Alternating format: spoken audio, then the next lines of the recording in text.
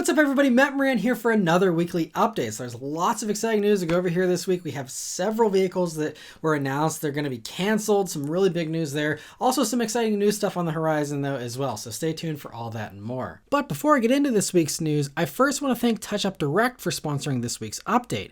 TouchUpDirect provides high quality touch-up paints to give everyone the ability to touch up their vehicle's paint job without professional help. You just enter your vehicle's make, model, and production year, and they'll provide you with the full assortment of available paint codes that match your vehicle.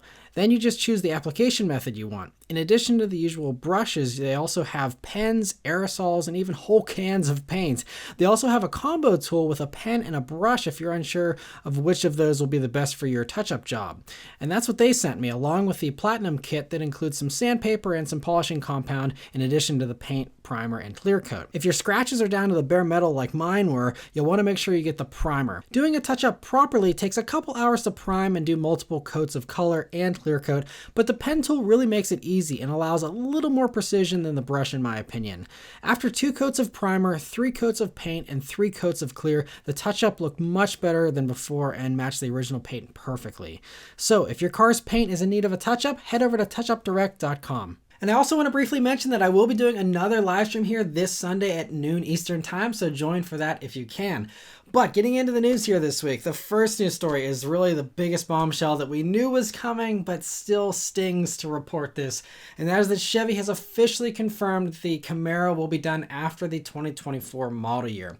And 2024 model year makes it sound like we have a lot of time left, but they're only building them, they said, until January of 2024. So basically 1 month longer than the Challenger. I don't know if that's just like a thing they're doing just to kind of one up the Challenger one last time. I don't know, but it's going to be in production 1 month after the Challenger is done here at the end of this year. And then that's it. So you have about 9 months if you want to get a new Camaro. And so they announced there's going to be a collector's edition here that'll be available for the RS, SS, and the ZL1. They didn't detail any of the stuff you'll get with that collector's edition yet, and I guess ordering is going to be opening up this summer for those. But yeah, it is officially done for now. So the vice president of Chevrolet Global did note that while we are not announcing an immediate successor today, rest assured this is not the end of Camaro's story. So that's nice to hear, but these days, you know, the fact that the name's sticking around isn't necessarily good news, especially for traditionalists. And so the rumors have been that we'll maybe get a Camaro sedan if we're lucky. Worst case scenario, it'll be another SUV, and it'll almost entirely be electric. There's almost no chance this thing's going to come back with an engine, especially not a V8. So I would say that yes, it is the end of the Camaro as we know it, most likely. Maybe, you know, if Ford does an all-electric 2-door Mustang, maybe Chevy will throw their hat in the ring with a 2-door Camaro someday. But, you know, I don't know. But as of now, you know, at least as far as the fire-breathing V8-powered Camaros go, it is the end here. So, as I do whenever we have some sad or rough news here in the weekly updates, I'm going to pour myself a drink. So, I got my whiskey here, and we're gonna cheers the Camaro. What an awesome run it's been, especially the 6th generation. 6th generation was so underappreciated in my opinion. It never sold as well as it deserved to. I loved it. I was, you know, reviewing them ever since the original, you know, 6th gen came out. I love the 5th gen. I was so happy to see them, you know, return after the brief hiatus they had in 2002, you know, from then till, you know, 2009, I think. You know, so happy to see them come back, and it sounds like we're going to have another hiatus here, and maybe it will return, but I doubt it'll be, you know, the way that it was with this one. So here's to you, Camaro, and the awesome team at GM that put that car together too. All the versions, it was just so impressive, no matter what Camaro you got. And it's a vehicle that, yeah, just made a great impact, I think, here on car culture. And it's been really fun to, you know, have around here for the past, you know, 15 or so odd years here for the new one. And I mean, going back all the way to the originals in the 60s, it's a monumental thing. So cheers to the Camaro.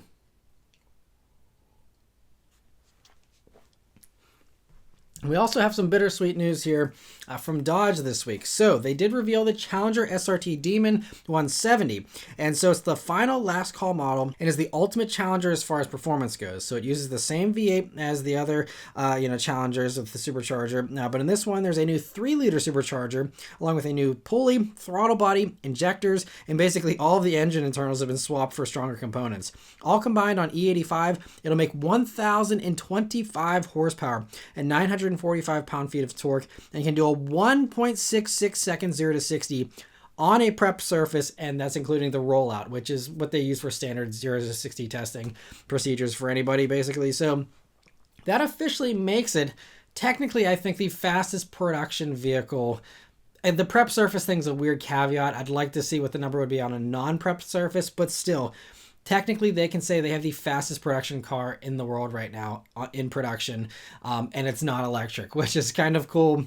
It went out on a high note here for the Demon 170. It's also capable of an 8.9 second quarter mile time at 151 miles per hour. And that speed is high enough that it requires a roll bar and a parachute at NHRA events. And, Dodge is actually going to be offering a parachute as an option, but you have to put in your own roll bar if you're planning to match those times. But I believe it's only at 150, so you really have to be like, SRT engineer good at, launches or better, I guess, in order to get that kind of a time and that kind of a speed. So, maybe it's something you're not going to have to worry about, But anyway, the unique drag radials developed for the car are only rated to 150 miles per hour, though. So if you are doing any driving faster than that, you're going to want to swap those unique tires there. Dodge did put in a new transmission brake, a stronger drive shaft, differential, rear half shafts, and CV joints in order to handle the extra performance as well. If you want even more performance, they're offering a wheel that has an aluminum and carbon fiber combo to save 32 pounds of unsprung mass.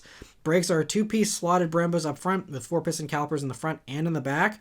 If you don't want to always fill up with E85, the car can run premium gas as well and will still do 900 horsepower and 810 pound-feet of torque. That still makes it the most powerful Challenger that they've done ever. It's pretty impressive, and although the original Demon owners, might be a little bit salty that their car has been outdone and a little bit less collectible now, Dodge is being pretty cool with the production and the allocation here for this vehicle. So production starts in July, and they said they'll be building as many as they have orders for right up to December 31st, as long as the supply chain can keep up and as long as the total number doesn't exceed 3,300 cars. I believe 300 of those are going to Canada and the other 3,000 for the States here. But these days, for a production vehicle, it's only being produced for 5 months, and a performance vehicle at that, to churn out 3,300 of these things is impressive. I mean, that's, I think just a ton. I mean, that's essentially, beating the GR Corolla production and all these others, and so it's very impressive with the amount they're going to be churning out here. And so also, and I really commend Dodge for fighting the dealers with this. So Dodge says that dealers that sell this at MSRP will receive priority scheduling.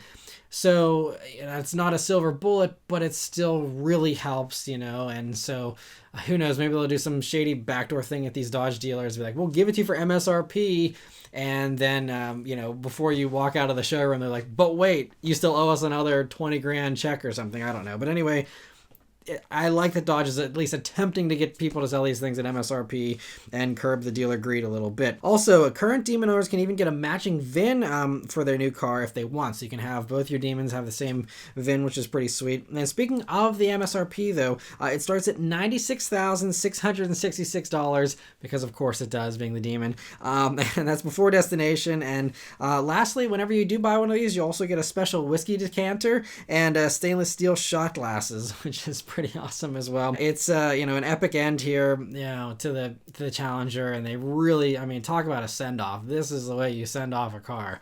The collector's edition thing for the Camaro is fine, but to go out with the crazy high performance, this really pushing the limits of what this motor and this whole platform is capable of, is very, very impressive. And the fact they're building so many of them too, all these other special editions around the world, it's like, oh, we're making 30 of these cars, and it's like, great, but this is like, they're making over 3,000 of these things. Rock on, Dodge. And so, it really sucks that the Challenger, as we know, it has to come to an end, but they really, I think, did it, a great service, gave it a great life here over all these years and all the iterations, and how Dodge just moved the ball forward in the whole muscle car and performance car game with 700 horsepower when the Hellcat came out was mind-blowing and really just shifted the whole paradigm of what you should expect out of a car for, X amount of dollars for X amount of horsepower. And, I think that's the only reason why we have the Shelby having as much power as it has. And, it's very, very impressive. So, another cheers here.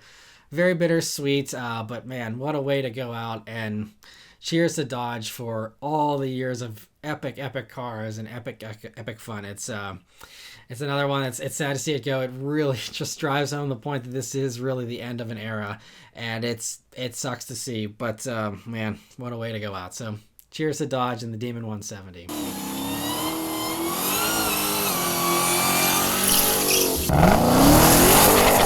And we get to take a little bit of a break from the whiskey here for a little bit, but there will be more later. I think this will probably be the weekly update I've drank the most out of any weekly update before. But anyway, also at this Dodge event, for some good news, depending on your viewpoints, I suppose, Dodge's CEO talked a little bit about the electric Charger replacement and potential for other cars as well here, saying, we always wanted to do a 68 Charger, and this was our chance. We just needed to study the rules and find ways to do something cool that could comply and make happy without spiritually retreating from the things that we love. That Charger Daytona has what it takes to do exactly that. The new Charger Daytona will redefine American muscle, and don't worry, we haven't fully pulled back the curtain on this car or maybe these cars just yet.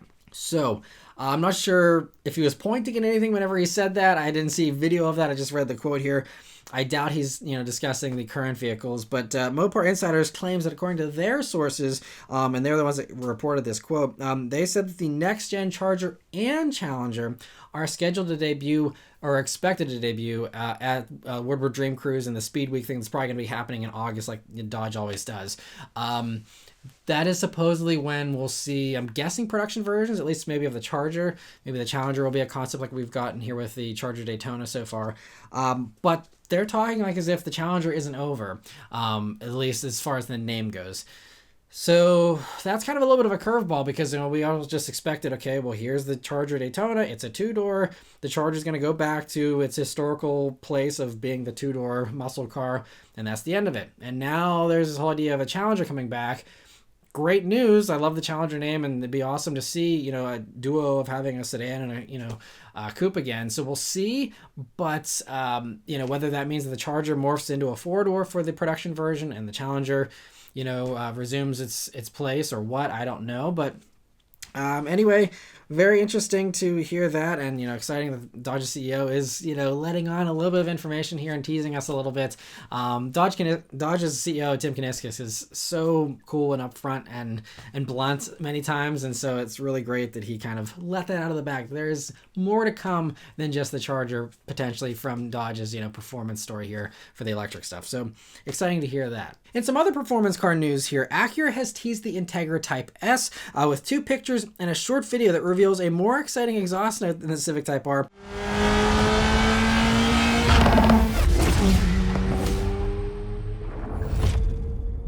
It's got like crackles and pops on the overrun, and I was not expecting that out of this car. So whoever is doing the exhaust tuning, at least for this video, it sounds very promising. Almost sounds like it's like a Launcher and Veloster end kind of sounds, which would be very exciting, even more so than the other announcement they said with this teaser that it'll be getting 5 more horsepower, which probably will just account for the slight bit of extra weight that this is going to have over the Civic Type R.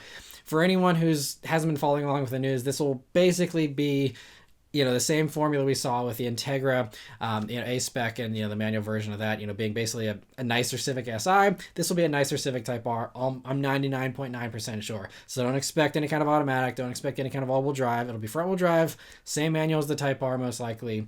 And same engine, clearly, because, they're saying it's going to have 5 more horsepower. Same exact torque figure, by the way. So 310 pound-feet of torque, which also confirms it's going to be using that Type R motor. And Acura also said the reveal will be happening during the Acura Grand Prix of Long Beach, which is happening April 14th to the 16th. So we don't have much longer to wait, just a couple more weeks, and we will see the full production version here. But From the pictures, though, it appears to take an opposite approach to styling compared to the Type R. While that car, they really bragged about how the wider fenders, were built in and sculpted and more organic, and the unique rear doors that it had for the first time to really, give you that wide body look without, tacked on stuff. For this, it seems like to provide that extra width, it does have more of a stuck on wide body kind of look with very defined, shorter bulges compared to the more rounded stuff. So it honestly seems like the Acura is going to be the more boy racer one in a way compared to the Type R, which kind of got muted a little bit more with its styling, and I think a little bit more mature as a result. But the one thing though, of course, the Type R, it does have the huge wing. This is not going to have that. This is going to have the little carbon fiber rear lip there, you can see, which is nice and adds to the subtlety there. But from that teaser video, you can also see, which we saw in other teaser pics in the past, it'll have the same 3 exhaust tip setup you see on the Type R. And so yeah, it literally sounds promising here so far from that exhaust clip. So, looking forward to hearing more in just a few weeks. And I believe they said the full launch of this vehicle, as far as production starting and stuff, is going to happen this summer. So excited to be covering that here, hopefully sometime in the next few months. For some other exciting news here of a different kind, after revealing the Kia EV9 just last week in its production version, this week Kia has shown the concept version of the EV5, which I don't think was on anybody's radar, certainly not the week after they just came out with the EV9. And here we are, just a week later, we got a brand new Kia, which also has impressive styling, very bold, very, very cool looking. And another thing that's, ahead of the curve. They're ahead of everybody as far as impressive electric stuff that actually has fast recharge times and good range and everything. It's really mind-blowing how they are just firing on all cylinders and then some at Kia and Hyundai right now. But anyway, so getting back to this thing here, has that boxy, bold design. It gets some cool other touches here, like on the inside, you see it's got swiveling seats front and rear, at least on this concept here, along with suicide doors and solar panels built into the panoramic roof. And that's about all we know so far. Kia didn't give any kind of specs or any kind of details, really. But they did add that the production version is going to be coming quickly. So to add to the impressiveness of this, they said that this thing's going to be, there's going to be a production version, and it's going to be on sale later this year. How are they doing this so fast? I do not know. I know with the electric thing, the platform and stuff, there's not quite as much engineering that goes into that, because you can kind of copy and paste the platform a little bit, but still, man, oh man, it's wild. So this is going to be out before the end of this year. At least they say it's coming to China first. So it's going to be first for the Chinese market, interestingly enough. But I mean, this is a no-brainer for the States. There is no way this thing isn't coming to America. So, they just said currently the details regarding any future plans for the other global markets will be made in due course. So, that means they have other plans for other markets, and that'll be made eventually here. So, yeah, definitely think this is coming. Probably won't be here by the end of this year, but at this rate, sounds like it's a pretty safe bet for 2024. And so anyway, yeah, love to see Kia on this roll here. It's awesome to witness.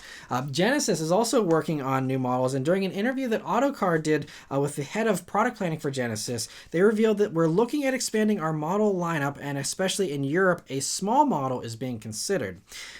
And of course, this small model, isn't a new idea. Genesis did show off the Mint concept at the 2019 New York Auto Show. I actually was there in person and checked it out and filmed it. But it sounds like they're still considering either producing that or something like that, at least for Europe, where small cars sell. Here in the States, we probably won't get it. And I don't blame them, because, it's just something that never sells. So they did suggest it's going to be a challenge, though, even for Europe to, come up with what they should do, if they should do anything at all for this, saying it's not a simple case of adding new models. We need to factor in the growth of sales anticipated for our current cars, weigh that against our manufacturing capacity, and then consider the rising cost of raw materials and understand how that affects the decision. Which that quote just, I think, applies to any vehicle out there. As far as you see a concept and you want it to be produced, apply that same quote to any of those things. That's always the juggling act. It's not just, okay, do you have the parts in the parts bin, or do you have the budget to develop stuff? But where are you going to build it? Can you build it? And can you build it without sacrificing your volumes on your other stuff that's currently already making you money and, being paid off on those development costs? So there's all these things to, weigh and juggle whenever you're trying to come out with a new model. The Genesis design boss added that they're still trying to understand what a small luxury car could be, and that there are premium small cars, but a luxury small car could be something new. which suggests they might be trying to do something a little bit different than the average, small car, the city car things that BMW has, played around with in the past, and, others, Mini and stuff like that, but if they want to do something different, it sounds like they're thinking outside of the box, which, as we've seen from Hyundai, Kia, and Genesis, they're really good at thinking outside of the box and really leveling up and just blowing the competition out of the water in a lot of ways. So this could be something really different if they decide to actually go for it, which is very exciting to hear, honestly. And I'd love to see what the result of that line of thinking is here. But anyway, yeah, safe to assume that one's probably not going to come to the U.S., but Genesis is crazy enough that, they may actually just end up offering it here too. We'll see, but don't hold your breath for that. But very exciting to hear that nonetheless.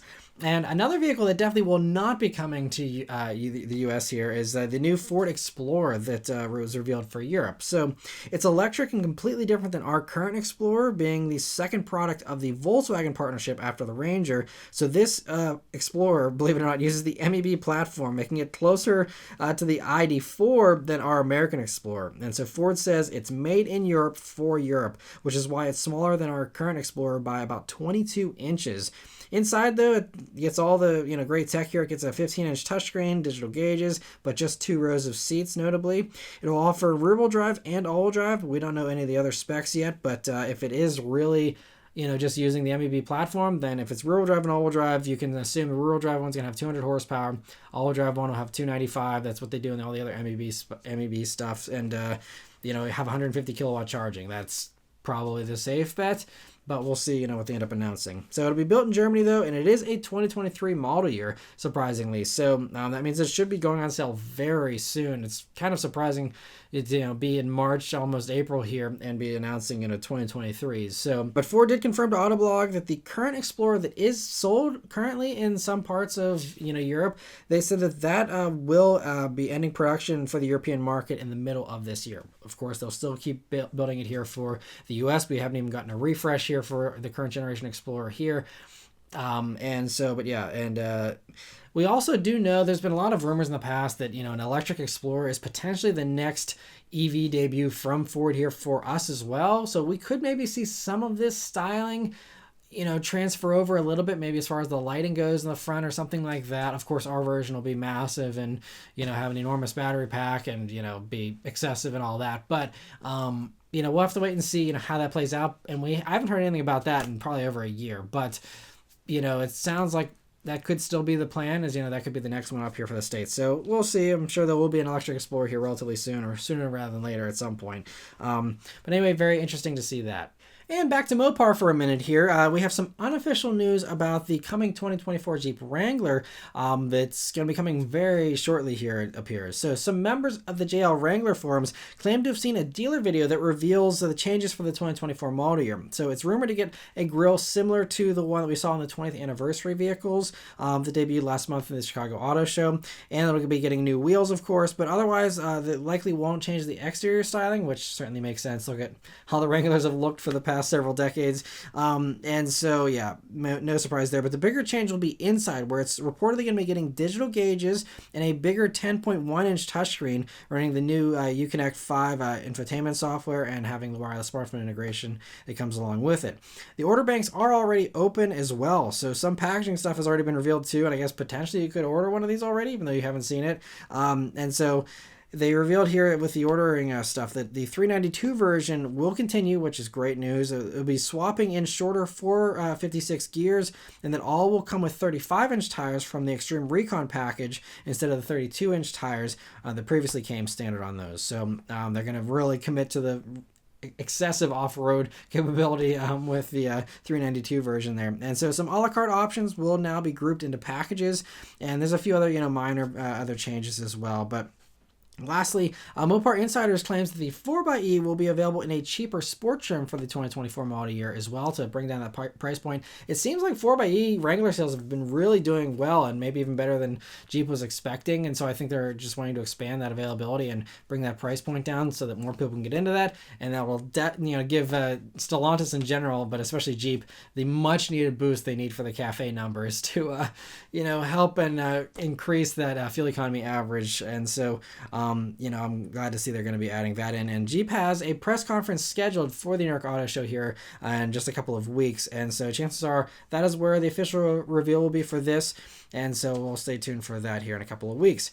Another reveal coming very soon is the Lamborghini Aventador replacement, and it's coming in the next few days. They said March, and next week is the last week of March here. So it'll almost entirely certainly be next week. And so I've covered the powertrain and the chassis in the past 2 weekly updates when they've been teasing out those little things that they've been putting out. But so this week we now see the digital gauge cluster they showed off for the first time with its glorious 9,500 RPM redline and its various appearances when in the different drive modes, which now adds a Cydia mode in addition to the usual Strada, Sport, and Corsa modes.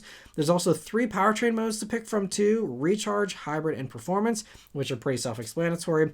Horsepower will be limited though to only 873 horsepower in Strada and 894 horsepower in Sport mode, with the Corsa mode being required to tap into that full 1001 horsepower.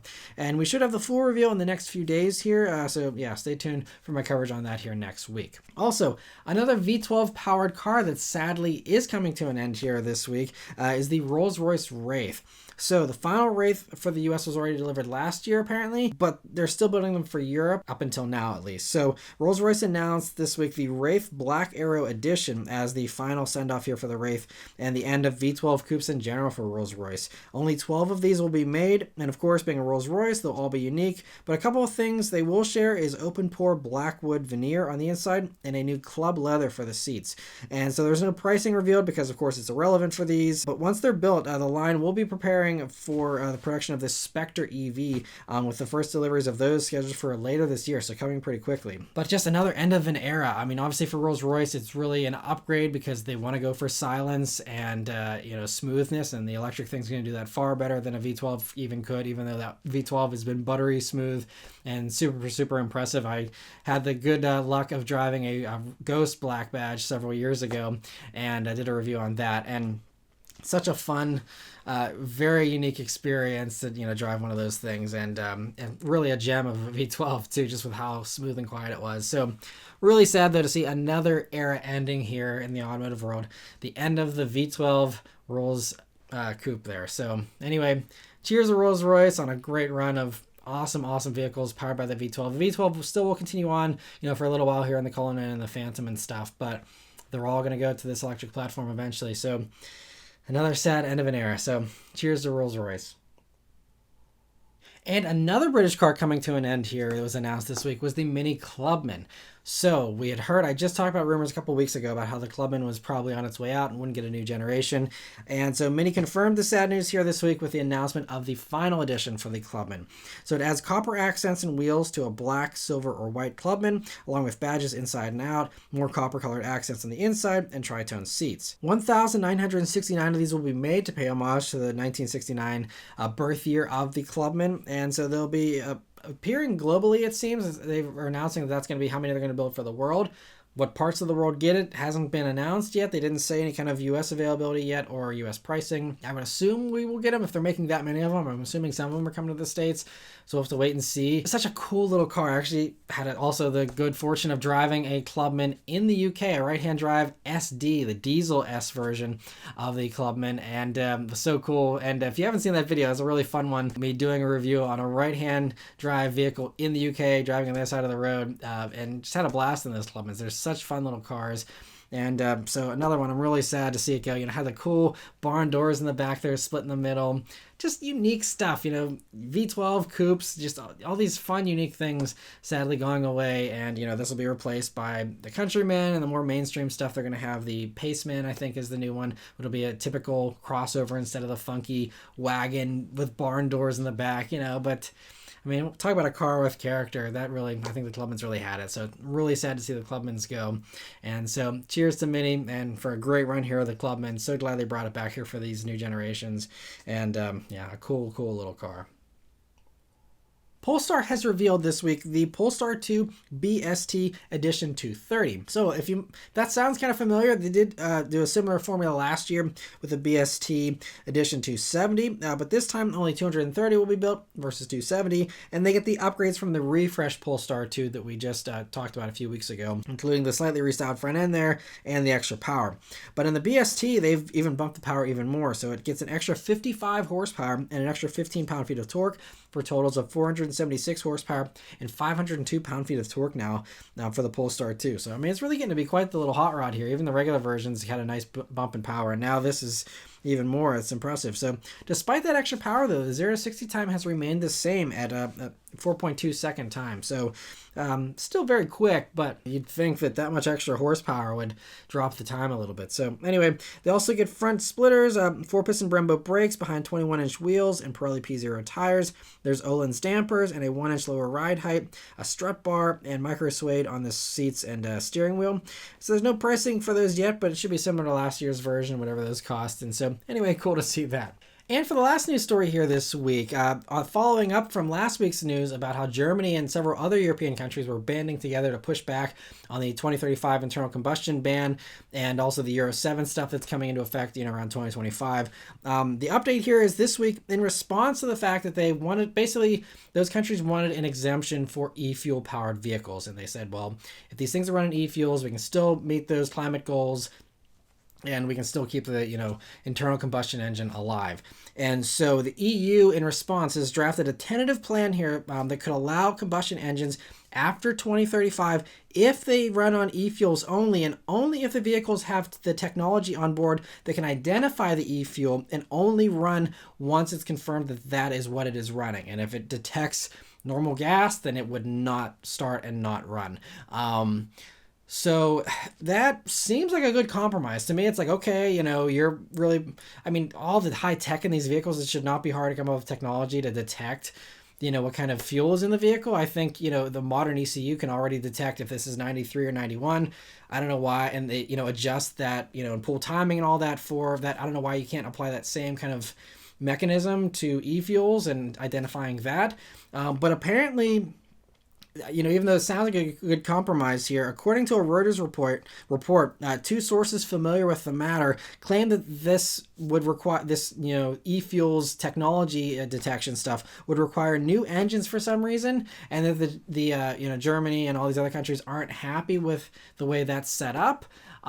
Which then just almost makes their pushback seem a little disingenuous. It's like, okay, well, are you really wanting these things to run e-fuels in 2035, or are you just wanting to say e-fuels and then carry on? So that's, I think this is great, the way the EU set it up. If you really want to just do e-fuels, great. Have your e-fuels, have your, awesome engines, and but gotta make sure they're running e-fuels. And so to me, it makes sense. Supposedly they want to get this figured out this week, though, because this stuff was supposed to go into effect as far as all these rules and regulations here starting, I think, this month sometime. So I think they're really cutting it closer to the deadline, and so they want to work this out quickly. So hopefully by next week I'll have some kind of concrete info as far as what they ended up deciding on. Hopefully there is some way forward here where e-fuels can continue to keep these combustion engines alive, but that they do it in a way that still makes everyone happy here. So we'll see what happens, but some potentially good news there depending on how it all plays out. So interesting to hear that. But lastly, I want to thank all of you that are members of the Matt Moran Motoring Club. So we did have several new members join here this week.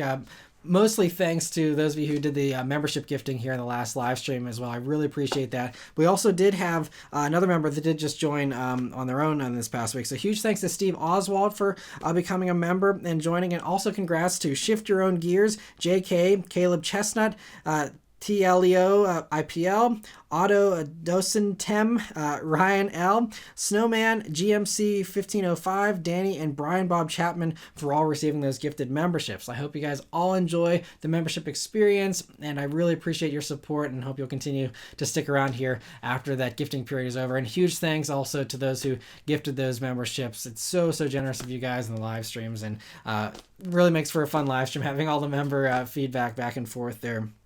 And so, yeah, cheers to all the new members. Thanks for joining. For anyone else that would like to join, there's always join buttons here on the video page, on the channel page, and also a link in the description. But Cheers, and thank you all so much for being members. But anyway, that's it as far as all the news this week, guys. So let me know your thoughts on all this stuff in the comments below. Thank you all very much for watching. Please also leave a like, comment, and subscribe to keep these videos coming. And I'll see you guys on the next one. Take care.